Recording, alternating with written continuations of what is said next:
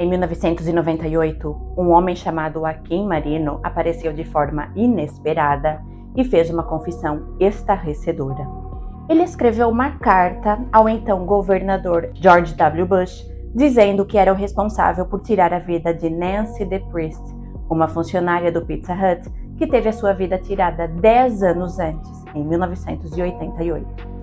Mas havia um problema com essa confissão. Chris Ochoa já estava na prisão por esse mesmo crime e também havia confessado. Ele estava cumprindo uma sentença de prisão perpétua. 2 homens, 2 confissões, um único crime. E um deles estava mentindo. Mas quem e por quê? Para descobrir a verdade, investigadores e cientistas voltaram ao ponto de partida, as provas que haviam sido deixadas para trás. Felizmente, o verdadeiro responsável por tirar a vida de Nancy foi identificado e capturado, o que aconteceu com o auxílio da genética forense.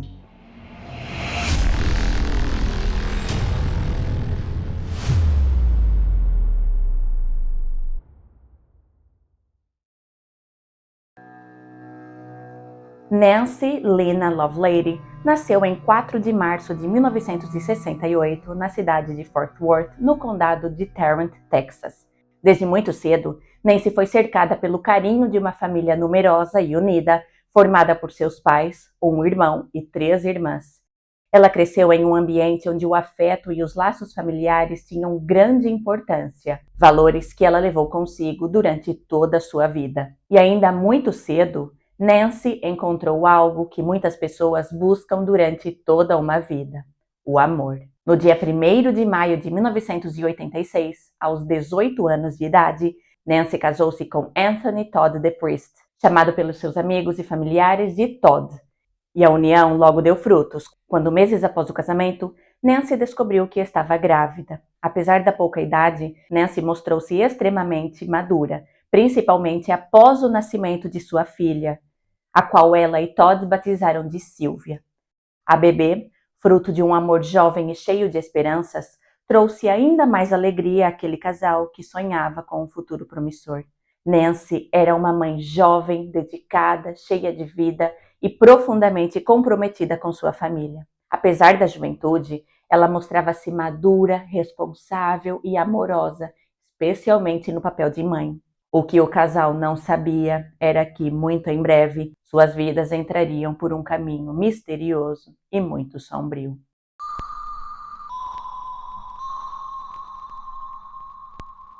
Em 1988, Austin, capital do Texas, já despontava como uma cidade vibrante, em crescimento acelerado e com uma energia única. Conhecida por sua atmosfera acolhedora e espírito progressista, Austin era o coração cultural do estado, onde conviviam harmoniosamente a tradição texana e a inovação urbana. Apesar de ser uma metrópole em expansão, Austin ainda conservava o charme de uma cidade de médio porte, onde vizinhos se conheciam pelo nome e as comunidades eram unidas. A cidade era um lugar onde muitas famílias jovens, como a de Nancy DePriest, buscavam construir um futuro. Em outubro de 1988, Nancy, então com 20 anos de idade, vivia uma vida harmoniosa ao lado de seu marido, Todd, e de sua filha Sylvia, de 15 meses. Segundo relatos, Nancy era extremamente simpática, acessível e se importava muito com as pessoas. Para ajudar Todd com o sustento da casa, ela trabalhava num restaurante Pizza Hut. O dia 24 de outubro de 1988 começou como qualquer outro dia para Nancy DePriest. Às 7 horas da manhã, ela chegou à pizzaria para iniciar mais um dia de trabalho. Sua função era preparar a massa da pizza antes da chegada dos outros funcionários. Do lado oposto da bancada coberta com farinha, um telefone tocava insistentemente. Do outro lado da linha estava o gerente da pizzaria, que, como de costume, ligou naquela manhã para verificar se tudo estava bem. Todos os dias ele ligava, Nancy atendia e confirmava que tudo estava ok. Entretanto, naquele dia, ele não obteve resposta. Após ter ligado inúmeras vezes sem que Nancy atendesse, o gerente ficou extremamente preocupado. Uma das hipóteses para o fato dela não atender seria ela simplesmente ter adormecido. Como mencionado, Nancy era responsável por preparar a massa das pizzas, e se ela tivesse adormecido, todo o funcionamento da pizzaria estaria comprometido naquele dia. Apesar desse se projetar como um cenário caótico, no fundo, o gerente estava torcendo para que fosse essa a realidade, pois a segunda hipótese para ela não atender o telefone seria ela ter passado mal ou então algo muito pior que ele nem queria imaginar. Muito preocupado, por volta das 9h30, o gerente foi pessoalmente ao restaurante. Ao entrar no local, silencioso, a cada passo, ele chamava pela jovem. Nancy, Nancy querida, você está aí? Subitamente, ao chegar ao banheiro, ele se deparou com uma cena que fez o sangue de suas veias gelar. Caída debaixo da pia, estava Nancy, nua, sobre uma poça de sangue. Em estado de choque, ele aproximou-se e com a voz trêmula sussurrou: Minha querida Nancy, não se preocupe, vai ficar tudo bem. Unindo o pouco de forças que ainda lhe restavam, Nancy deu um suspiro lento e profundo. Apesar de ter sido balada na cabeça, a jovem ainda estava viva. Seu estado era crítico e ela foi levada às pressas para o hospital mais próximo. Lá, ela foi atendida prontamente e colocada em suporte de vida. Apesar de todos os esforços, mais tarde naquele dia, Nancy faleceu sem recobrar a consciência.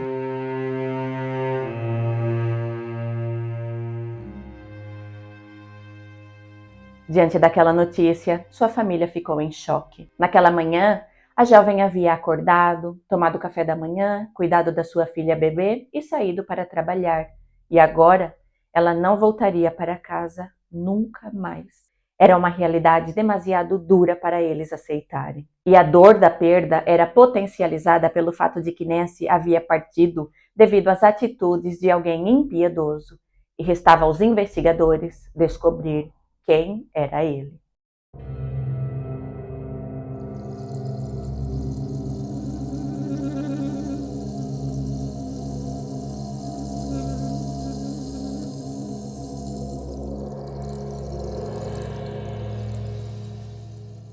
A pessoa em questão havia entrado no restaurante antes da abertura, quando apenas Nancy estava ali, e por essa razão, apesar dos esforços, os investigadores não conseguiram encontrar nenhuma testemunha.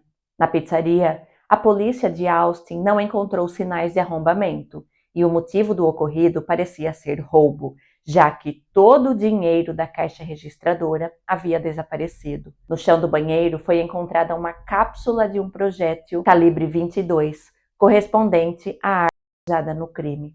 O corpo de Nancy foi submetido a uma análise pós-mortem, a qual indicou que ela havia sido alvejada na cabeça com um projétil calibre 22. A análise também indicou que ela havia sido agredida sexualmente. A comunidade de Austin ficou chocada com o ocorrido e a busca pelo algoz de Nancy contava com detetives e policiais incansáveis. 2 semanas se passaram até que os investigadores tiveram a primeira pista, e esta veio de um acontecimento peculiar. Cerca de 15 dias após o ocorrido com Nancy, 2 funcionários de outro Pizza Hut foram até o restaurante onde a jovem trabalhava. Eles eram Chris Ochoa, de 22 anos, e Richard Danziger, de 19. Os rapazes chegaram à pizzaria e pediram uma cerveja.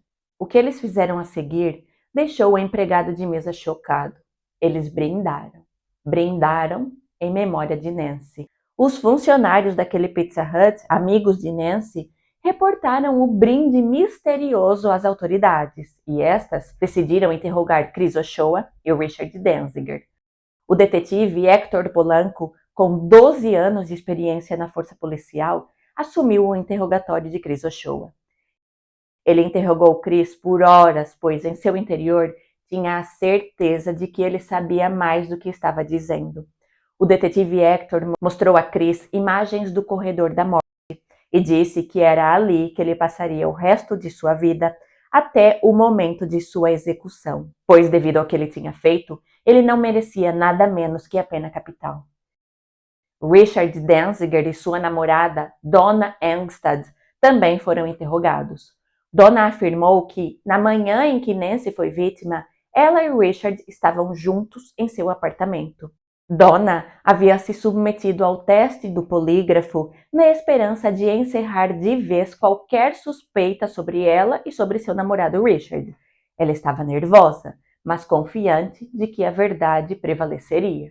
No entanto, ao final do exame, os investigadores a encararam com expressões frias e impenetráveis. Tudo o que eles lhe disseram foi que ela havia falhado. Nenhum relatório oficial foi entregue. Nenhum detalhe técnico foi explicado, apenas aquela afirmação crua, plantando a dúvida e o medo. Ela havia falhado. O clima em torno do caso se tornava cada vez mais tenso. Richard Danziger continuava negando qualquer envolvimento no ocorrido. Ele repetia com convicção que não sabia de nada.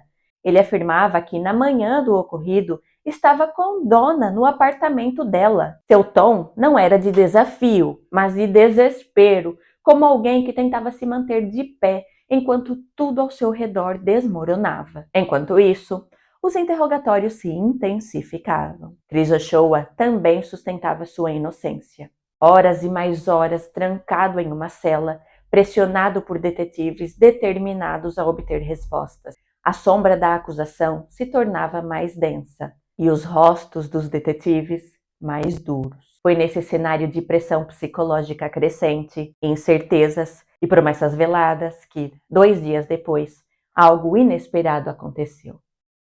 2 dias após Chris Ochoa e Richard Danziger brindarem em memória a Nancy, Chris Ochoa confessou o estupro e assassinato de Nancy DePriest. Além de se declarar culpado, Chris Ochoa também implicou o amigo Richard Danziger. Ele contou que Richard foi seu cúmplice e, na manhã fatídica de 24 de outubro de 1988, com chaves que haviam conseguido, ambos entraram no restaurante e encontraram Nancy sozinha preparando a massa da pizza. Eles a obrigaram a abrir a caixa registradora e depois a amarraram, estupraram e a mataram, afirmando ter sido ele, Chris, quem puxou o gatilho. Nesse momento, muitas pessoas duvidavam da culpa de Chris Ochoa, afirmando que aquele brinde em nome de Nancy havia sido um ato inocente e que Chris apenas havia confessado porque foi coagido por policiais. No entanto, a análise de DNA trouxe grandes revelações. Relembrando, esse caso aconteceu em 1988, aproximadamente 3 anos depois da primeira vez na qual uma análise de DNA foi usada como evidência criminal. Do corpo de Nancy foi coletada uma amostra de sêmen e esta foi enviada ao laboratório de genética forense para ser processada. A partir da amostra de sêmen foi extraído DNA e obtida a informação genética do doador daquela amostra. A seguir, a partir de uma amostra fornecida por Chris Ochoa, também foi extraído DNA e foi obtida a sua informação genética a partir dessa amostra de referência. Em 1988, naquele laboratório em específico, apenas era analisada a informação genética de um marcador, ou seja, de uma região do DNA. E os testes de DNA, quando concluídos, pareciam confirmar a versão de Chris Ochoa, reforçando a acusação contra ele e Richard Danziger. A família de Nancy sentiu um alívio pelo rápido encerramento do caso. A mãe da vítima afirmou que a sensação não era de satisfação, apenas alívio por saber que eles não poderiam fazer aquilo com mais ninguém. A confissão de Chris Ochoa foi reforçada pela evidência de DNA. O perfil genético obtido através de uma amostra de sangue fornecida por ele coincidia com o perfil obtido através da amostra criminal coletada do corpo de Nancy. O Dr. Edward Blake afirmou ter examinado a amostra e extraído o DNA dos espermatozoides, realizando a tipagem genética com o único marcador genético que era analisado na época, e o resultado era compatível com o de Chris Ochoa, e cerca de 10 a 16% da população, o que significava que aproximadamente 3 milhões de texanos poderiam compartilhar aquela informação genética para aquele marcador. E a análise de DNA não foi a única evidência forense. Um cabelo castanho encontrado no banheiro do restaurante apresentava semelhanças microscópicas com o de Richard Danziger. Apesar das evidências e da confissão de seu amigo, Richard continuava a jurar inocência, alegando que não era culpado e, além disso, que não tinha qualquer espécie de envolvimento com o ocorrido. Entretanto, a força da confissão de Chris Ochoa, aliada às provas periciais, foram determinantes. O caso foi levado a julgamento e, diante do júri, os advogados de defesa, assim como os de acusação, apresentaram o caso sob a sua perspectiva. Após ouvir os relatos, o júri saiu para deliberar e, surpreendentemente, regressou com o veredito após apenas 7 minutos.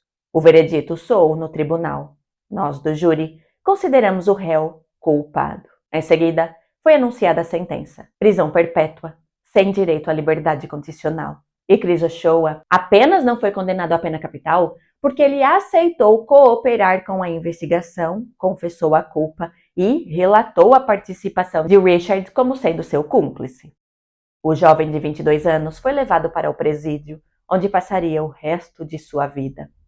Apesar de ter confessado ser o responsável pelos horrores feitos com Nancy dentro de sua cela, Chris chorava todas as noites, perguntando a Deus por que aquilo estava acontecendo com ele. Os dias foram passando e ele foi ficando cansado, e com o tempo, ao ver os horrores que aconteciam ao seu redor, uma ideia foi crescendo em seu pensamento. Cada vez mais, ele pensava em desistir de tudo. A vida de Chris Ochoa na prisão estava sendo extremamente dura, mas a de seu amigo Richard Danziger era ainda mais difícil. 3 anos após ser preso, outro detento confundiu Richard com uma outra pessoa. Em um ataque de fúria, ele começou a agredir. Richard caiu e, sem conseguir se defender, foi alvo das botas com bicos de aço do outro detento. Quando a altercação foi finalmente interrompida pelos agentes penitenciários, os danos já estavam feitos. Richard foi hospitalizado em estado grave. Apesar de ter sobrevivido, ele ficou com danos cerebrais permanentes, exigindo cuidados para o resto de sua vida. O caso de Nancy DePriest parecia estar encerrado. Com base em uma confissão e em provas de DNA, Chris Ochoa e seu cúmplice, Richard Danziger, foram condenados e presos. A história, porém, não terminou ali. Quando a poeira já parecia ter baixado sobre o caso Nancy DePriest e a cidade de Austin tentava seguir em frente, algo absolutamente inesperado emergiu das sombras silenciosas de uma prisão texana.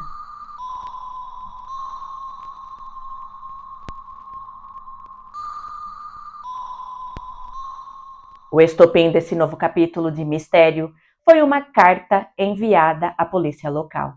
O remetente era um homem chamado Akin Marino, um nome até então desconhecido na investigação do caso Nancy, mas com um passado marcado por violência. Na altura na qual enviou a correspondência, Akin estava em uma penitenciária cumprindo 3 penas de prisão perpétua consecutivas por uma série de assaltos e agressões sexuais. Na carta, escrita com caligrafia firme e palavras que mesclavam culpa e redenção, Akin Marino fazia uma confissão estarrecedora. Ele dizia ser o verdadeiro autor dos atos brutais ocorridos com Nancy DePriest. E mais que isso, Akin afirmava ter agido sozinho. Segundo ele, tudo começou após um suposto despertar espiritual que ele vivenciou durante os anos de encarceramento.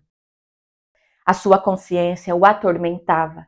As lembranças da manhã de 24 de outubro de 1988 voltavam à sua memória em fragmentos implacáveis. E agora, finalmente, ele dizia estar pronto para contar a verdade. A carta descrevia detalhes do ocorrido que jamais foram tornados públicos. Ele relatava elementos que, segundo os investigadores, apenas alguém que havia estado presente na cena poderia conhecer. Era como se os fantasmas daquela manhã, de dor e silêncio, tivessem ganhado voz e vinham da cela de um homem que nada tinha a perder e que acreditava ter algo que ainda podia reparar. Aquela Era uma revelação que sacudia os alicerces de tudo o que havia sido construído no caso. 2 homens afirmavam ter tirado a vida de Nancy. Agora, restava aos investigadores descobrir quem estava falando a verdade e quem estava mentindo. Akin Marino afirmou que a arma que ele havia usado naquela fatídica manhã estava nas mãos da própria polícia. Isso porque, quando ele foi preso anteriormente devido a uma altercação, no momento da prisão, ele estava com a arma e esta havia sido apreendida e estava no departamento de polícia de El Paso. Um detetive foi designado para investigar o caso da confissão de Akin Marino. Sua primeira atitude foi contactar a polícia de El Paso. Ele explicou o ocorrido e perguntou se a arma, por acaso, ainda estava lá, pois, como aquele caso já havia sido encerrado, a norma era que as evidências relacionadas a ele fossem destruídas. Para sua surpresa, ele recebeu a informação de que a arma não havia sido destruída e estava guardada na sala de evidências. O detetive imediatamente solicitou que o objeto fosse alvo de uma análise balística. O objetivo era comparar as suas características com as da cápsula encontrada na cena. No laboratório forense, os analistas compararam as características da pistola calibre 22 de Akin Marino com a da cápsula encontrada no banheiro do restaurante Pizza Hut. Mas o exame balístico teve um resultado inconclusivo. Com esse resultado, parecia não haver mais nada a ser investigado.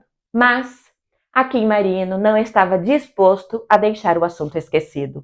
2 anos depois, ele tentou novamente provar que era culpado.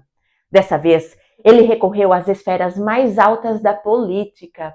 Akin escreveu e enviou uma carta ao então governador George W. Bush, com uma cópia para o Ministério Público, afirmando ser responsável pelo assassinato de Nancy. Ele completava dizendo que 2 homens inocentes, que ele sequer conhecia, estavam presos, pois haviam sido responsabilizados pelo ocorrido, mas eles eram inocentes. Essa atitude tão desesperada e assertiva de Akin fez com que o detetive responsável pela investigação fosse visitar Chris Ochoa na prisão. Quando o detetive interrogou Chris Ochoa, este repetiu o que dizia às autoridades havia 10 anos, que ele e Richard agiram sozinhos.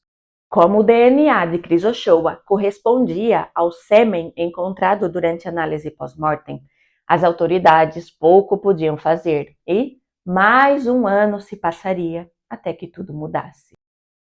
Passou-se mais um ano até que um dos homens finalmente mudou a sua versão.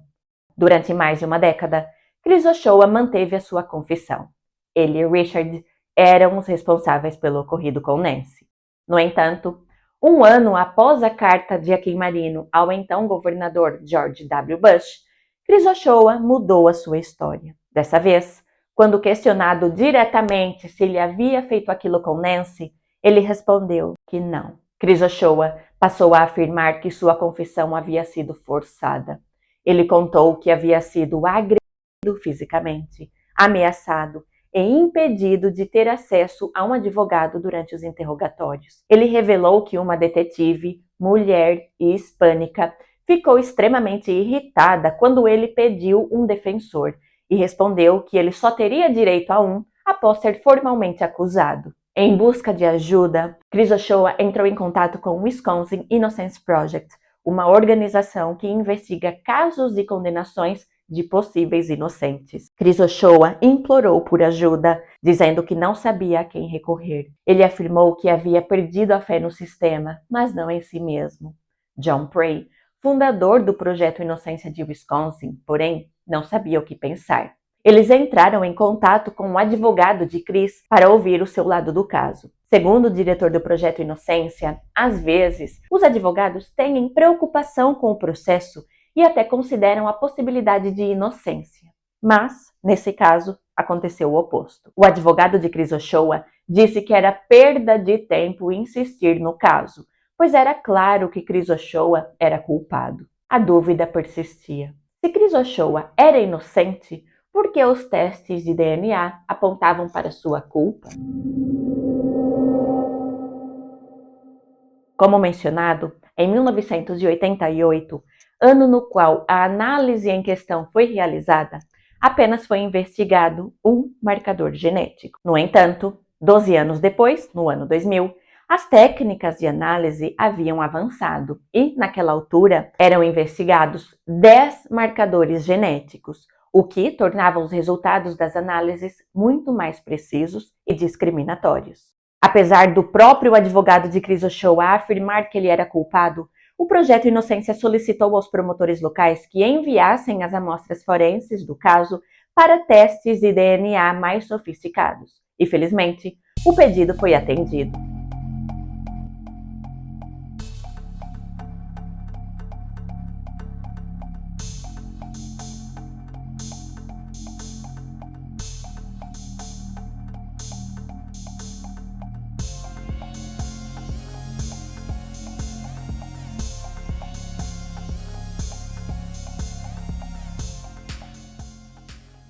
Doze anos após o ocorrido com Nancy DePriest, os analistas do Laboratório de Genética Forense compararam o perfil genético obtido através de uma amostra de referência fornecida por Chris Ochoa com o obtido a partir da amostra criminal coletada no corpo de Nancy. A analista responsável por realizar essa análise, quando viu o resultado, ficou chocada e o verificou novamente.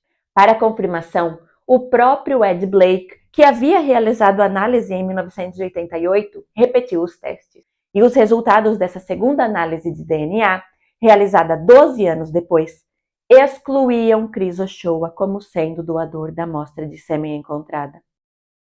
Além disso, Ed processou amostras de referências fornecidas por Richard e também pelo marido de Nancy, e o DNA também excluía os dois como possíveis fontes da amostra coletada no corpo de Nancy. A seguir, o detetive enviou a pistola para o Southwest Institute, em Dallas, para uma nova análise, também com tecnologias mais recentes e precisas. O resultado dessa segunda análise balística indicou que a cápsula deflagrada, encontrada no Pizza Hut, coincidia com a arma de Akim Marino. Por fim, a genética forense voltou a entrar em cena. Os promotores pediram ao laboratório para comparar o perfil genético de Akim Marino com o obtido através do sêmen coletado no suave vaginal de Nancy DePriest. A correspondência foi exata e dava suporte ao que Akim Marino havia declarado. A confissão de Akim Marino continha detalhes assustadores sobre aquela fatídica manhã, a última na qual Nancy DePriest teve a oportunidade de abraçar o seu marido e a sua bebê. E muitas dúvidas foram esclarecidas quando Akim levou os investigadores para uma viagem no tempo, regressando à manhã de 24 de outubro de 1988.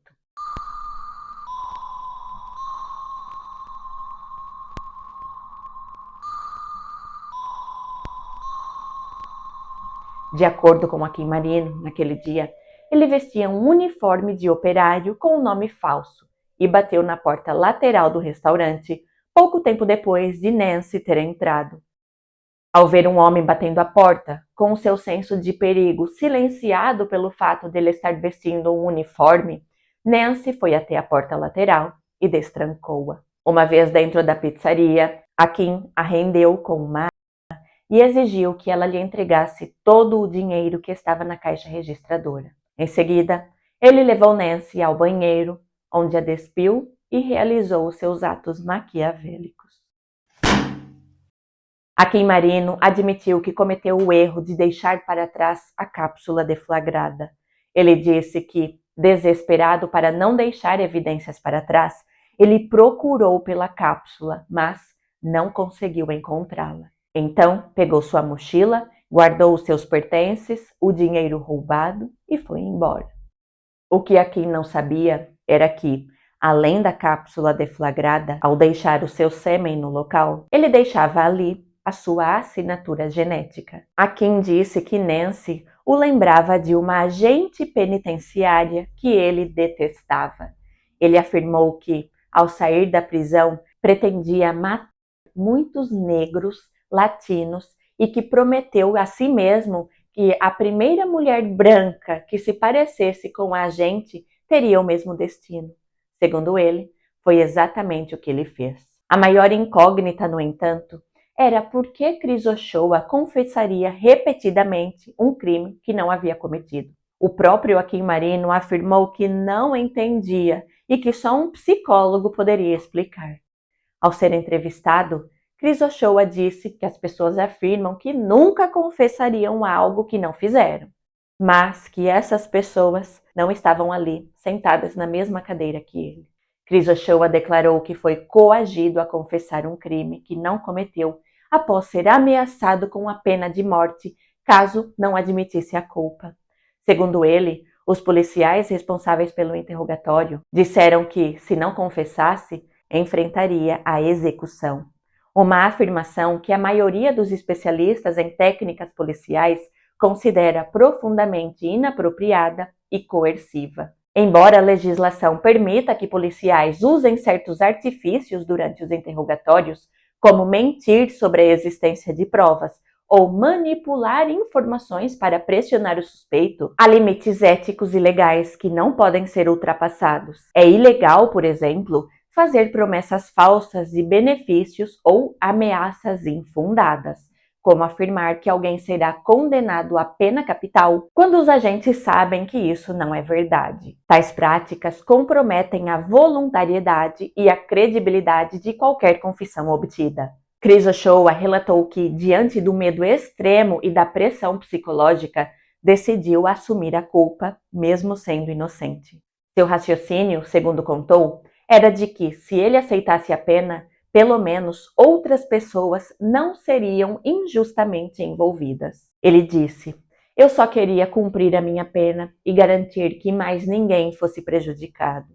Outro ponto crucial apontado por Chris foi o fato de que sua confissão continha detalhes específicos do ocorrido, um dos principais elementos que, na época, deram legitimidade ao seu depoimento. No entanto, ele afirmou que aqueles detalhes não partiram dele espontaneamente. Os policiais teriam mostrado fotos da cena do crime antes da confissão, fornecendo-lhe informações visuais que ele apenas repetiu durante o interrogatório. Especialistas criticam severamente essa conduta. De acordo com eles, mostrar imagens da cena a um suspeito antes da confissão pode corromper irremediavelmente a validade do depoimento. Isso porque, se o suspeito for inocente e fizer uma confissão falsa com base nessas imagens, torna-se impossível distinguir o que é conhecimento real do que foi induzido. Além disso, Chris contou que foi ameaçado fisicamente por um dos investigadores. Em um dos momentos mais traumáticos do interrogatório, um policial o teria encarado de cima para baixo e dito que, por ser jovem e nunca ter passado por uma prisão, seria considerado carne fresca pelos demais detentos. Segundo Chris, o agente insinuou que ele seria colocado em uma cela onde sofreria abusos. Essa ameaça carregada de violência e terror psicológico teve um impacto devastador sobre o jovem. Ele afirmou: "Na minha cabeça, aquilo significava que eu seria estu. Eu entrei em pânico", relatou. Essas práticas, todas somadas, revelam um padrão de interrogatório que especialistas classificam como altamente abusivo, colocando em dúvida a legitimidade de qualquer confissão extraída sob tais circunstâncias.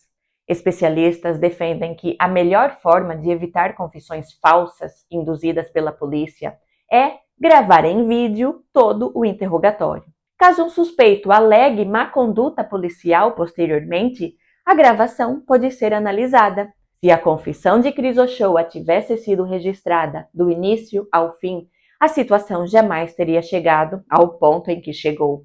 Além disso, a presença da câmera funcionaria como um fator de contenção para possíveis abusos por parte dos policiais.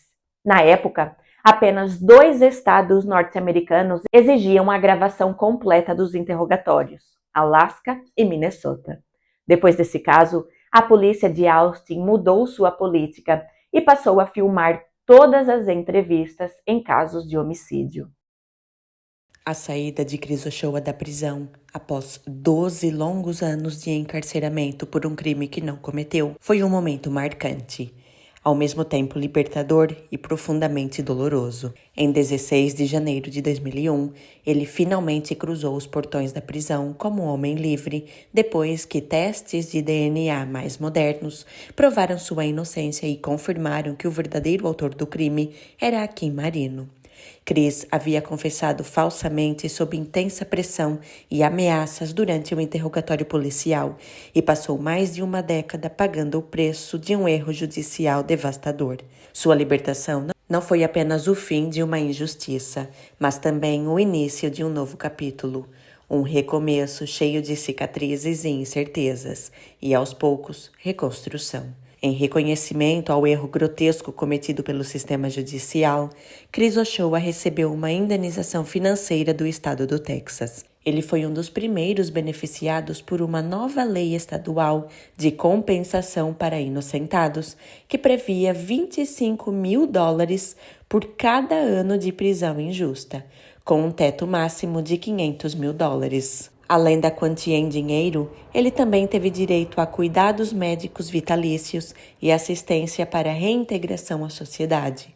Mais tarde, ele também recebeu um pagamento adicional em um acordo civil com a cidade de Austin, cujo valor não foi divulgado oficialmente. Chris usou parte do dinheiro da compensação para retomar sua vida de forma digna. Ele se formou em Direito na Universidade de Wisconsin e escolheu trabalhar na defesa de pessoas condenadas injustamente, transformando sua dor em uma missão de justiça. Richard Danziger foi libertado da prisão 2 meses após a soltura de Chris Ochoa. Quando finalmente saiu da prisão, Richard não era mais o mesmo jovem inteligente e cheio de vida. Sua mãe e sua irmã assumiram os cuidados diários, pois ele passou a necessitar de atenção constante e assistência especializada devido à agressão sofrida. Em 2003, ele obteve um acordo de $9 milhões da cidade de Austin. Além disso, em 2004, recebeu $1 milhão do condado de Travis. Richard também processou Chris Ochoa, que havia falsamente implicado-o no crime, e como parte do acordo, Chris Ochoa pagou-lhe $500.000 e transferiu seus direitos de compensação estatal para Richard. Posteriormente, ele recebeu mais $250.000 do estado do Texas. Em 2006, o Departamento de Justiça Criminal do Texas concordou em pagar a Richard $150.000 para encerrar uma ação judicial relacionada aos danos que ele sofreu na prisão. No total, Richard recebeu aproximadamente $10.900.000 em compensações por sua condenação injusta e pelos danos sofridos durante a prisão. Até o momento, não há registros públicos de que os policiais envolvidos no caso Chris Ochoa e Richard Danziger tenham enfrentado punições formais ou disciplinares pelas ações que resultaram nas condenações injustas de ambos. Nancy Lena Lovelady DePriest foi uma jovem cheia de vida, ternura e sonhos. Aos 20 anos, era esposa dedicada, mãe amorosa da pequena Sylvia e querida por todos ao seu redor. Sua vida foi brutalmente interrompida de forma trágica, deixando uma ausência dolorosa e inesquecível para sua família e amigos. Que seu nome jamais seja esquecido e que a justiça verdadeira honre o que ela representou. Qual é a sua opinião acerca das atitudes dos policiais? Você acha que eles devem ir ao extremo para conseguir obter uma confissão? Por falar em confissões falsas, eu vou deixar aqui no primeiro comentário fixado o link deste vídeo, que também envolve um interrogatório que levou a uma confissão inesperada. E muito curioso nesse caso é que em entrevista, Chris Ochoa relatou que todas as noites ele rezava, pedindo a Deus que lhe desse forças. E anos depois, Akim Marino disse ser perturbado por sua consciência, não conseguindo pensar em outra coisa, ao ponto de escrever uma carta para os policiais, afirmando ser o verdadeiro culpado pelo ocorrido com Nancy, mas o caso ficou por isso mesmo, e ele então, 2 anos depois, escreveu uma carta ao próprio governador e ao Ministério Público, porque não conseguia ter a sua consciência em paz. Você acredita que as orações de Cris Ochoa foram ouvidas? Eu quero muito ler a sua opinião aqui nos comentários. Eu espero que você tenha gostado do caso de hoje. E caso tenha chegado até aqui, no fim do vídeo, deixa aqui nos comentários o emoji de uma pizza para eu saber que você viu o vídeo até o final. Se possível, deixe também o seu like e compartilhe esse vídeo com pelo menos um amigo que você acha que também vai se interessar pelo caso. Mais uma vez, eu agradeço, muito obrigada e eu te vejo aqui no próximo vídeo.